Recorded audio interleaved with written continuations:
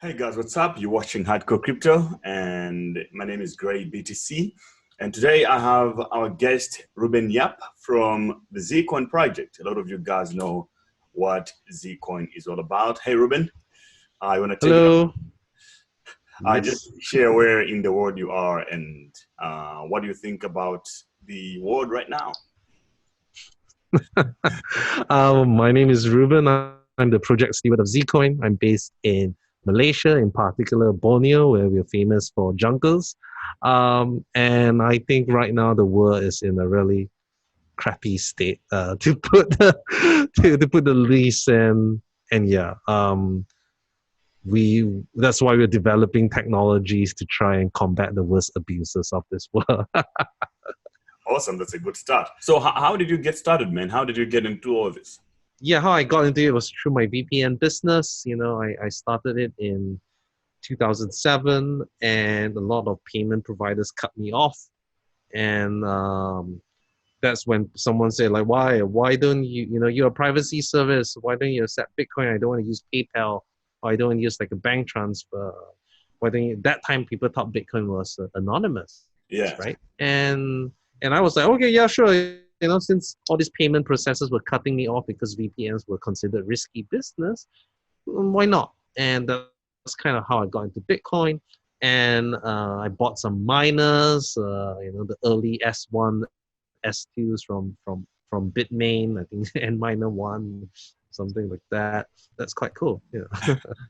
And do you think VPNs are effective right now as a level of privacy at a personal level? I would say it's better than nothing. The only reason I would say like if you want some level of privacy of your ISP and you don't want to sacrifice too much in performance, VPNs are good for that. But I do feel that many large VPN providers have questionable privacy or have questionable motives, that they may be honeypots for all you know. They may be selling you information you don't know, and that's the real issue. Now, of course, Tor is interesting as well. I think for most people, Tor is good enough, but obviously it comes with some performance drawback. But nowadays, there's a new sort of infrastructure that is coming up. Hopefully, we'll see in the next 1 or 2 years, which are mixed nets, and those will have very high privacy Sorry, guarantees, even against. just share to the audience what Tor is, because there's definitely people who has never heard or used it before. So Tor is like it's called the Onion router, and basically it's almost like a volunteer network. That means you can run a Tor node, and what that allows you to do is that when you connect to Tor, it will bounce your connection off many different servers, and it will also encrypt it so that the servers in between cannot see what you're doing within it.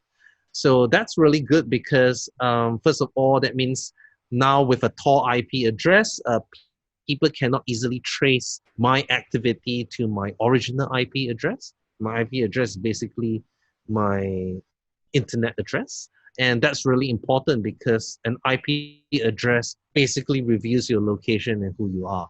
So Tor does a really good job, especially for journalists who may want to post sensitive material, or whistleblowers, or any sort of things that you want some sort of privacy without having it tied to an IP address. Tor is a good solution there, but So it is not perfect. Yeah. just by using Tor, you're already Mm-hmm. having the advantage of the onion route, right? Yes. The Tor is the onion router. Because I'm That's just correct. trying to distinguish running your own node and just using the browser, because people think that, oh, they need Yeah. to run their own node to. No, you don't. It's just mainly connecting to it, and you are participating in this volunteer network. And and that's been one of the criticisms of it, because it can cost a lot to run like a node, and the people who become your exit node, like who appears that last hop on the IP address, they're called Tor exit nodes, and they have to deal with a lot of crap because if you, let's say, access child porn, that IP address is going to Right. come out, not yours, but they have to deal with it. And this is something that I had to personally deal with police knocking on my door because other people were using my IP address. So no fun, and people have to be very, very aware about this type of things. Why is that important? For a lot of people that Mm-hmm. hear about privacy and privacy that in this, there have been a lot of news in the last 2 years about that. But Yes. why is privacy important? Mm-hmm. Yeah, I mean, definitely. Like, I guess the idea is like, there are several aspects that you can look at. Like, for example, with democracies, when you give up our privacy, what that makes you susceptible to targeting, right? Like, for example, in the US or even in certain other countries, because I know your preferences, because I know all of your things, I can target you and sway your opinion a certain way. Now that may not seem like a lot, but if I can target and feed content to you in a very, very specific way, that actually affects democracy, because it becomes like who can serve the best ads as well. And similarly, I do think that the right to privacy is something that it's a human right, right? And similarly, like our thoughts are private. And obviously we don't want everyone reading our thoughts. If I could read your mind, you could read my mind, this would be a very, very different world.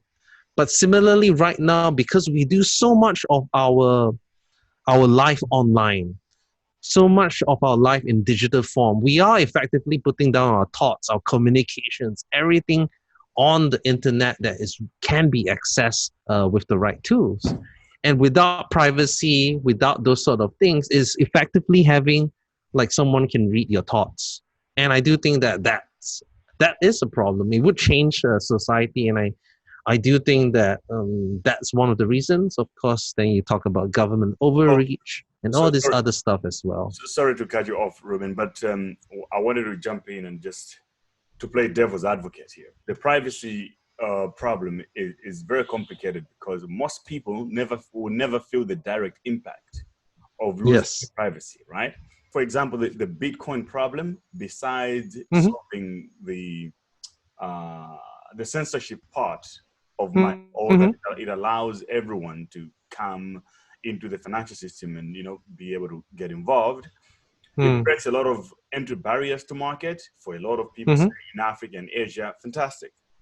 But Mm. besides that, a lot of people that understand the proposition, typically it's people with money already, right? So you Mm-hmm. would understand Bitcoin if you had $1 million that you wanted to take to China, and then you had to struggle to move it, for Yep. example, right? And Yep. the privacy problem is the same. The average person who just use cash to buy coffee or to buy bread, Mm-hmm. or they just use Facebook with their friends, then I feel like if you're not doing too much in the world, you probably won't come across areas where you think that you needed privacy or so. So how do we get the Sure. message across to everyone that, hey, you might seem fine right now, but look, the privacy Mm-hmm. can hit you in the face.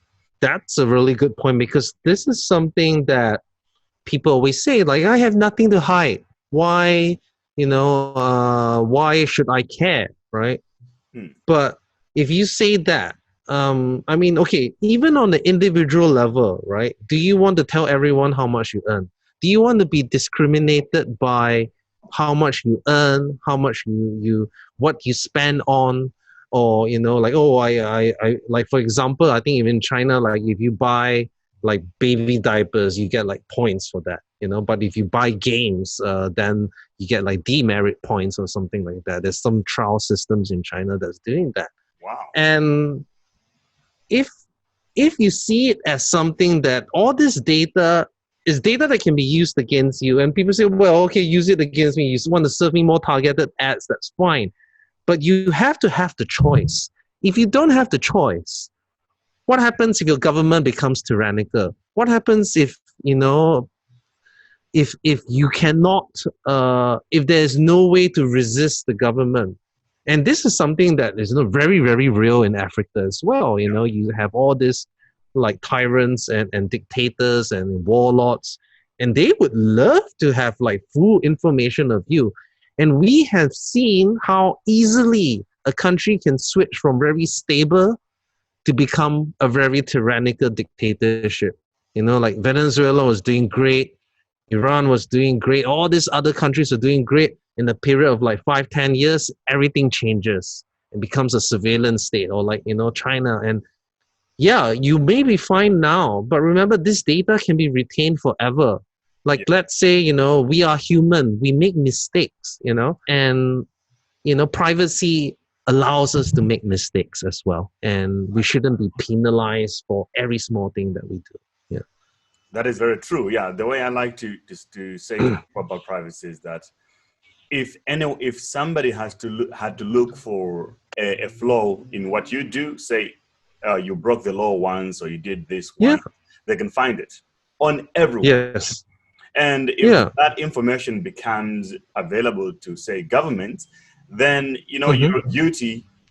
you're already guilty to them, because they can just pick and choose what should we put on him to get him Correct. incarcerated or anything. So It's also, yeah, a lot to do with context, right? Like, for example, like perhaps I'm just curious, like, okay, on Google, I just want to see if I can search for child porn. I'm not actually looking for child porn, but I'm just curious to say, are there any results? Or, you know, I'm doing research into this thing. But if I isolate that and say, like, Reuben search for child porn, you know, that alone, you know, can be very, very damaging, right? yeah. Yeah. So you Yes. you decided to then, I mean, you got into crypto and you decided to create Zcoin. How did that come about? Um, How did you think that this would solve the privacy problem? Actually, it's interesting because I was a lawyer for 10 years, all right? And when I started also a VPN business in 2007. And the reason why I started that was because the government was beginning to censor things. So I wasn't up for any nefarious activities. Truth to be told, I just wanted to download my Japanese anime. And, you know, my P2P was locked down. And it was very interesting because the government started censoring things that most people would be like okay with. Okay, like censor pornography, fine. Censor child, like all these weird, dodgy stuff, fine. And then next thing they say, oh, by the way, we're going to censor P2P now. Then next thing is, oh, now we're going to censor anti-government site because it's fake news. It always has that creep effect. Yeah. And what happened then was that I was like, I needed a way to surf the internet freely, and that's why I created a VPN service. But what happened was many payment providers saw that VPNs were like risky. And as a result, my payment channels of like accepting credit cards and all this thing were cut off from me. Like they were saying, we will not process payments for you because you are running a VPN. It's a high risk business. And we feel that, you know, you can be used for bad things. But nowadays, like VPNs are so common. But back then in 2007, it was like, ooh, you know, you're probably doing something illegal, right? And that's when someone was saying, well, why don't you take a look at Bitcoin? And that's kind of how I got into Bitcoin in 2012, 2013. And I was like, sure, you know, why not? This is an alternative source of revenue. I can convert it. I can use it. Great. And as I dug deeper, I kind of realized all the privacy risk of Bitcoin. I'm not the creator of Zcoin. I actually then dabbled into stuff like Dash and Monero, which were one of the first few coins that did consider privacy as a focus. Of course, Dash is no longer of that focus. But yeah, once I got into that, and when Zcoin kind of like started out, and they had a really, really unique mechanism because it was like other types of solutions. Oh, let's mix coins together, or like, you know, sort of cryptographic mixing or hiding in the crowd. While Zcoin was a bit different because it allowed people to destroy their coins and then redeem them for brand new ones in the future. And those coins appear as if there's no transaction history. But yeah, that's how I kind of got into it. Right. That's incredible. And you said, so how does this, because, you know, when you talk about privacy coins, Mm-hmm. Already now, I think privacy coins right now are at the same place where VPNs were in 2007, according to Yes, because definitely. people feel like, oh, privacy coins, why do you want to use those? So there, if we talk about adoption for cryptocurrency, say specifically the privacy coins, right? Where Mm-hmm. does regulation fit in that? Because wherever you're going to talk about privacy coins, that is what they're going to bring up. So regulation, how do you stop money laundering with that? How do you stop terrorist funding and all this kind of nonsense? Now, there's a lot of like misinformation as to what the regulations actually say. If Mm. you take a look at the delistings that have been happening on privacy coins, they have either been people misinterpreting the FATF travel rule, Yeah, or they were those that were like put under some pressure from the government. Well, it wasn't actually law. It was more of like, I'm an authoritarian. exchange. Yeah, it's more of like in Korea, they were like, okay, the regulators putting pressure on me. Do I want to put out a fight or just Yeah, remove it? Right? It right. wasn't actually the law. So and some others, like for example, Zcash got delisted in Coinbase UK or something like that, and that wasn't to have anything to do with regulations. It was the bank not being comfortable with having association with a privacy coin. So it's not actually, in most cases, it's not actually regulation per se. There are some very few countries that are considering like banning privacy coins, but that's not been the case. And like, yes, we can talk about money laundering, about all this other possible nefarious activities that can happen with privacy coins, but that also happens with cash. That also happens through the traditional banking systems, and Right. by far it happens through the traditional banking systems. Yes. And very, very little action has been taken on them, especially the really big banks that are too big to fail. So it's a bit of a double standard. I'm not condoning it that they are doing it and that it's okay for us to do it as well. But I would like to think that if you take a look at the usage of privacy coins, or you take a look at the usage of Bitcoin, right? The vast majority of transactions are legitimate. Yeah. Even those that use coin mixers on Bitcoin, they are not, as I think maybe only like less than 10% of them or something like around that number are maybe from illegitimate activity or money laundering. The rest are people just wanting to protect their privacy or wanting to obscure like, where they got their Bitcoin from. And there are legitimate reasons for that. So it's a very dangerous narrative. Again, it's the same thing. They say, oh, why should I have encryption? It makes law enforcement harder. But we always have to think law enforcement has to be balanced with individual liberty, Yes. right? Because they are, in a way, at odds with each other. Because if I give full transparency and the law enforcement can see everything, yeah, they're going to do their jobs really well. But at the same time, it's also really ripe for abuse.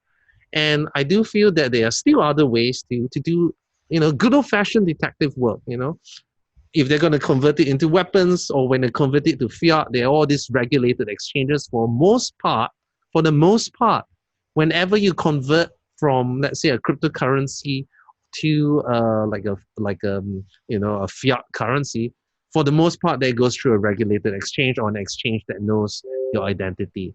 So I do feel that there are still ways to combat crime, but that shouldn't be saying that, oh, because criminals can use it, no one should use it.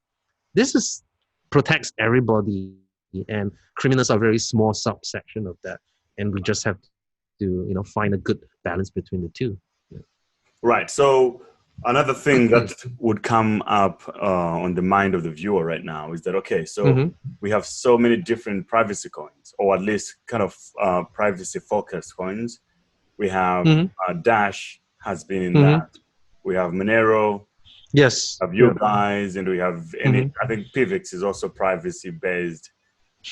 Yeah. A couple of others. So what is the difference? How does one come to choose which one? And like, why does Zcoin exist when Monero and Dash exist already?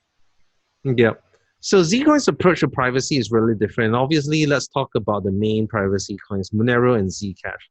I would say Dash started as a privacy coin. I mean, it was called Dark Coin, and it was the first to kind of like implement CoinJoin to make it easy to do that. You can also do CoinJoin on Bitcoin as well, but Dash was the first coin that kind of like took it quite seriously. And the problems with methods like CoinJoin or Dash is that, first of all, you have to find people to mix with, right? And that's already a big issue. Like if you try to use a CoinJoin, if you try to use like a private send in Dash, when you want to mix your funds, you have to click, like, you wait for it to find people that other people who wants to mix with. And now also the bad thing about that is that, who knows, maybe it's someone who wants to de-anonymize you. It's like a cyber attack. So you end up mixing with people who want to de-anonymize you. And let's say if there's a mix of 5 and like 4 of them are controlled by the same entity, you're not going to get any privacy as well, right? So that's like a fundamental flaw. And the thing is about mixing is that it is just obscuring the links. So a very, very easy way to kind of illustrate this is the approach of coin mixing is that, let's say I enter a lift and I want to let out a smelly fart, right? If I'm the only person in the lift, then oh yeah, Reuben, it's you who farted in the lift. Yeah. The way mixing solutions work is they drag other people into the room and then they fart and like, oh yeah, could be 10 of these people, right? But let's say if I continually want to fart and I keep on dragging 10 new people in all the time, what we call common taint trails start emerging. Of course, this is just a very rough analogy, but the idea is that I start to see common things like, oh yeah, Reuben has been in this lift every time there's been a fart. So even though there's like or like there's a common source to this, right? So on the transactions, like I can see all this mixing and mixing with other people, but suddenly it gets linked to this exchange address that came from another. It's like I think the just easy way to think about it is that it only hides like mixes, but it doesn't really completely break the link.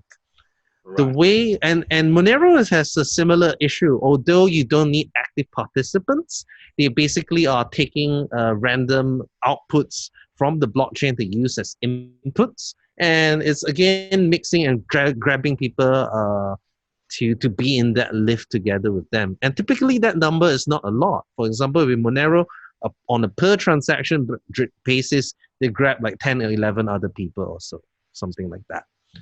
Now, the way zero knowledge proofs work, or the way the technology that Zcoin uses is almost as if I fart in the lift, but I make it disappear. And any time in the future, it may be 2 years from now, it may be 3 days from now, I make it smell, all right?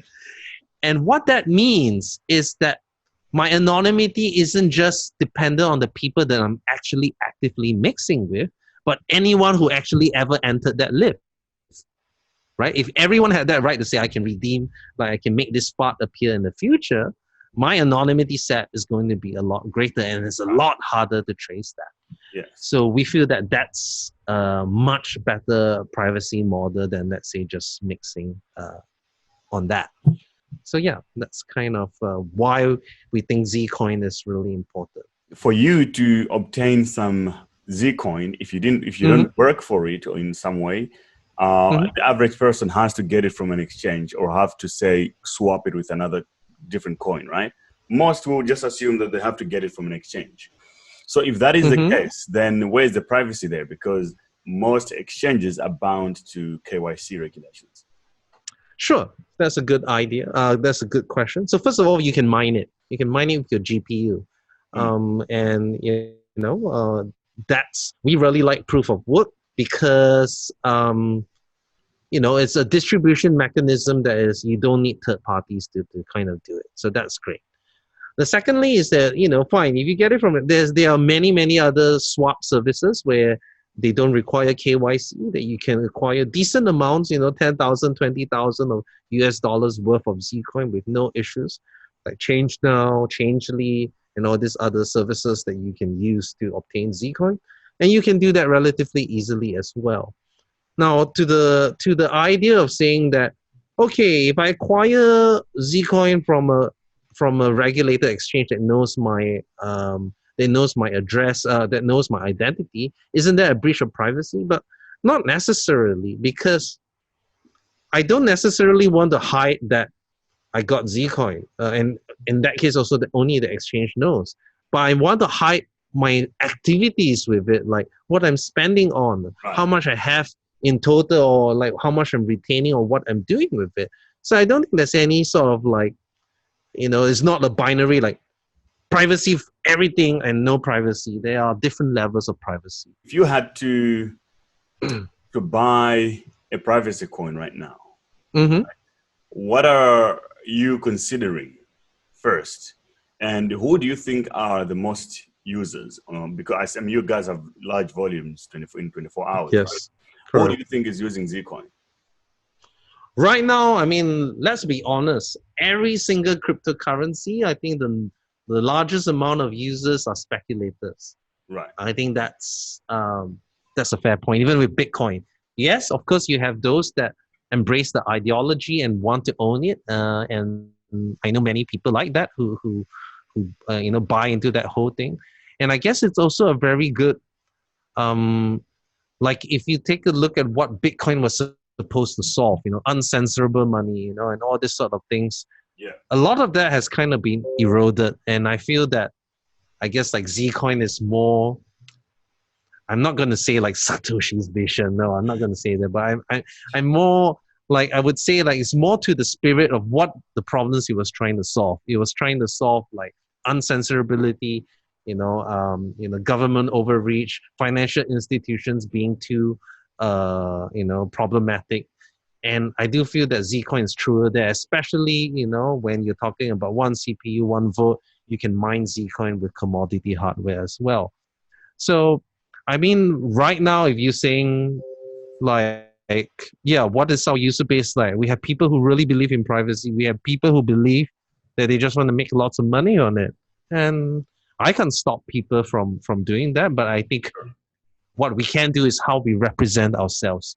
We are doing real development, real research. We are not just copying privacy protocols. We actually invented our own privacy protocol. So even if Zcoin dies, I'm not saying that it would. We have already contributed to the space. And I feel I'm really proud of that. So that, we're not just leeches that just copy code from, or, copy implementations from other people. But one of the most interesting applications of Zcoin that we've had to date was in 2018, the Thai Democrat Party actually used Zcoin's blockchain to run its political primary elections on it. That means they wanted to elect its party leader and allow all Democrat Party members to vote on it. So what actually happened there was they wanted to do e-voting, but the candidates did not trust each other, and the candidates did not even trust the election commission, because they're saying that I want to do e-voting, but who's going to store the votes? Who's going to prevent it from being modified? And when someone said, well, why don't we use the public blockchain? And Zcoin came into being, and we're like, yep, that sounds like a good idea. And 127,000 votes were cast on Zcoin's blockchain, and the new party leader was elected through that. So I think that's a great use case right there. And I think very, very few blockchains can say that they have done something at that scale. That is very impressive. That is very, very impressive. But then that's also good that you brought it up, because for people who, especially in crypto, right, people only care about the coins and they don't really look at the fundamentals of what's going on in the ground. How do you protect yourself today? How do you stay at least private? You cannot completely stay private, but at least to some level you can. Obviously, I mean, there are some choices. I used to be, I have Facebook, I have Instagram, I have all this other sort of stuff. But now that I've kind of like realized, hey, all these data breaches and stuff like that. And I've also been harassed by tax authorities. And that's not because I've done anything wrong, it's just the nature of the Inland Revenue Board, that they like to make your life crap. I kind of realized that many aspects of my life should not be public. And since especially I've started, being more vocal about my role in Zcoin, I have seen an increased amount of attacks on me. So, like for example, Google sent me a notification to say that my email address has been possibly targeted by state level actors, and they advised me to go into the advanced protection program, which require like the physical keys, right? The security UB keys, like something like this, right? I don't know if you can see it. And that was a big wake up call. And of course, then that led to other things because I was really like open about my phone number. I was really open about my Facebook profile. And what happened was I started receiving like blackmail threats, and people that were taking my personal photos and threatening me as well. Even though there was nothing wrong with those photos, it was not pleasant as well. They say they knew where my wife worked, they knew all this sort of stuff, and it got really creepy. So nowadays, I'm a lot more aware of privacy. I whenever I share something, I think, how can this information be used against me? How can I limit the audience? Maybe I don't want to attach my location to it. And I'm always very wary about what I'm doing. So, if I can, I use Proton Mail. I now actually even host my own mail server because, I'm a bit concerned about privacy risks. Everything's, my phone now, I just recently installed this is a custom version of Android called Graphene OS that locks down certain things. And I'm always making a trade-off that, yes, all this user convenience versus my privacy risk. I don't have Google Home. I don't have Siri turned on because I know they're always listening. And I make very conscious choices of what kind of electronic devices I let into my home.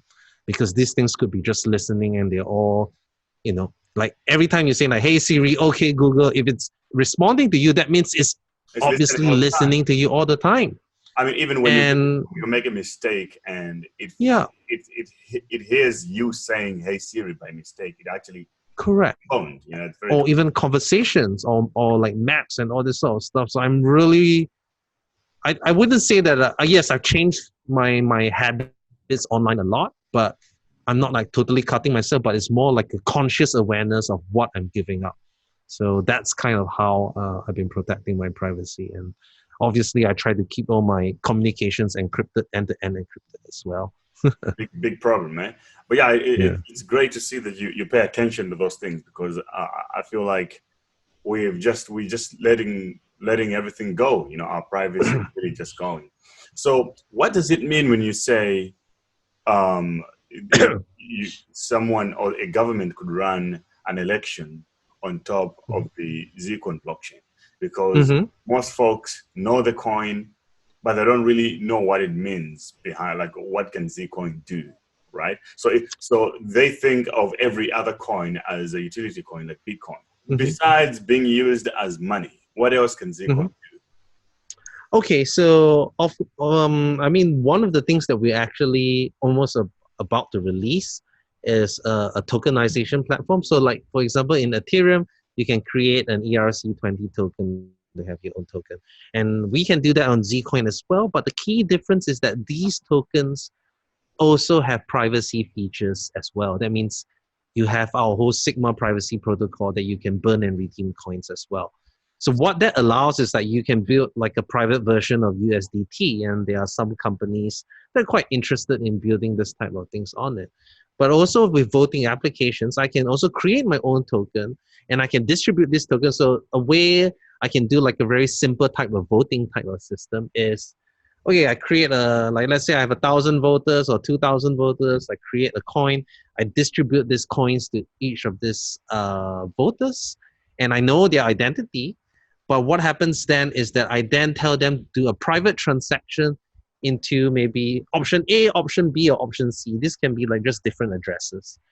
And the way that our privacy works is that the coins just appear in the address, but you don't know who it's from. It could be any of these people. So what you have just enabled is, I would say, I guess, anonymous but verifiable voting. It means you know that one of these people voted, you just don't know who, right?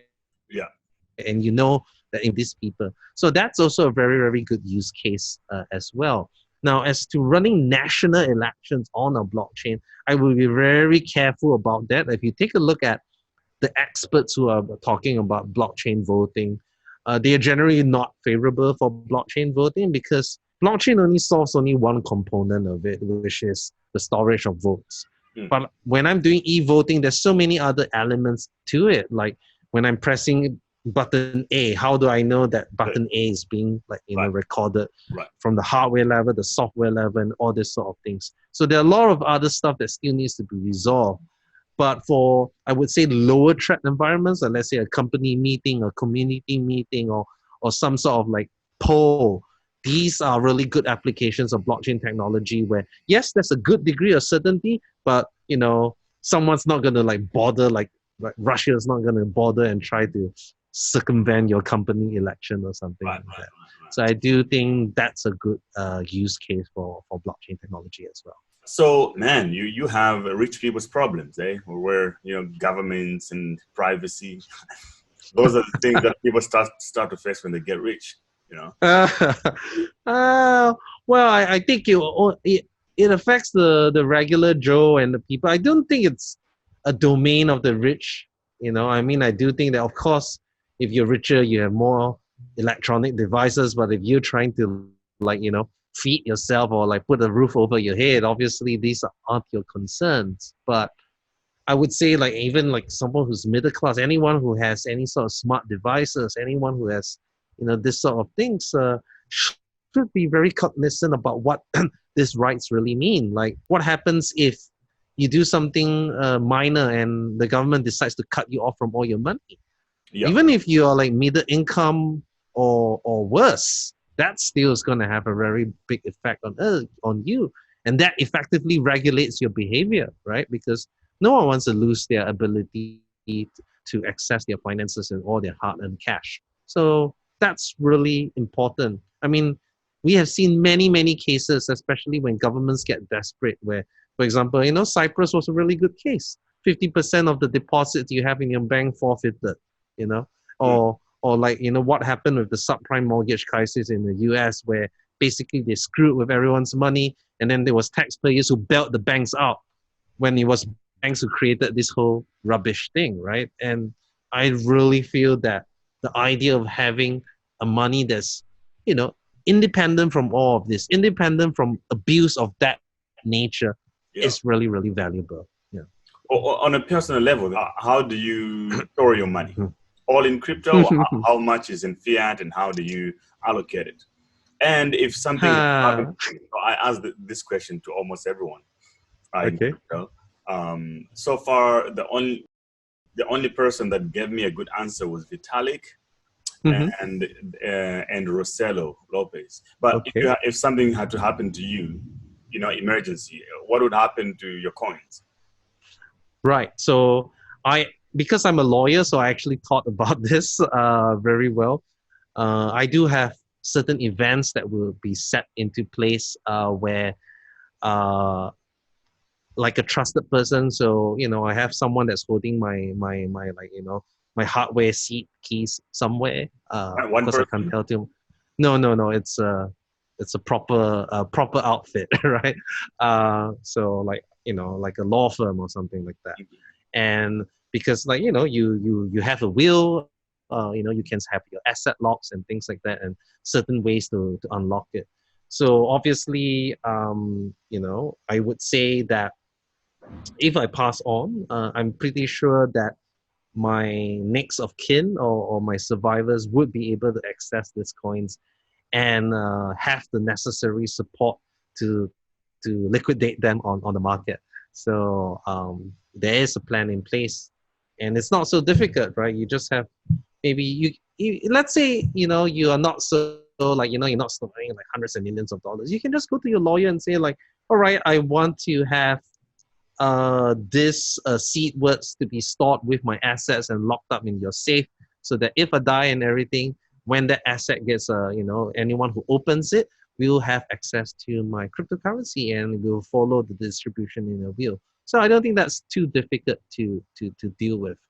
So yeah, that's how I do it. I'm very curious to see how Vitalik or other people do it. So I guess the first part of the question was actually like what percentage of my net worth is in crypto and what percentage is it in fiat.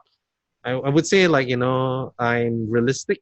So I guess I'm like diversified. I guess maybe like 40% real estate, maybe like 30% in like stocks and cash equivalents, and then 30% in crypto. So something like that. Quite decent. The crypto ones definitely move a lot, like up and down, up and down. Yes, definitely. I mean, you do. I still need a roof over my head and stuff like that. But Right.